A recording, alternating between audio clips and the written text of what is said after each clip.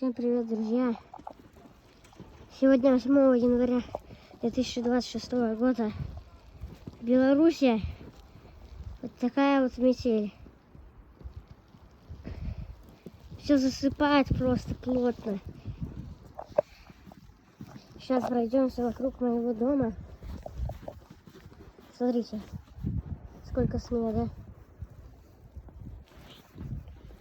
Я просовываю ботинок, и он и так вот глубоко внутрь засовывается. Пойдем на задний двор. И там тоже вот друган такой вот.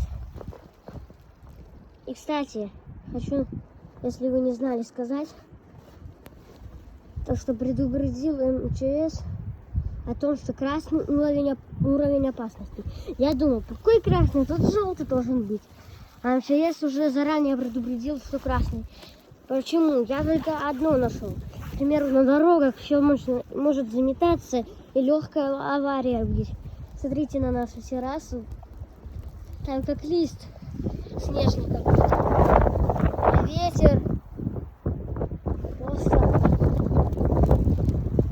невыносимый. Там вот моя комната горит. Идем. Сейчас пройдемся по снегу. О, тут проходить точно я не смогу, потому что столько вот снега. Пойдем дальше.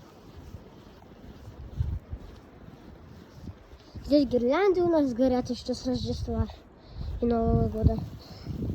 Здесь елка. Бедная, засыпанная. Хочу ее спасти, но колючая. Смотрите. Если трудно разглядеть ветер, то это, наверное, из-за того, что камера. А вот у меня это вообще все заметает глаза. Вот идешь по плитке, а тут вот столько вот снега. Невыносимо. Смотрите, какой уровень снега. Вот увидите сейчас. Если сравнить это с Испанией и другими европейскими странами, то, думаю, у нас много снега. Потому что, к примеру, в Испании я смотрел футбольный матч, там же на улице, и там вообще снега тоненький слоек, и то при раны. А у нас тут такой снег, мы его 3 года ждали, потому что почти все года было маленько снега, вот столько вот. Мы дождались наконец-то этого.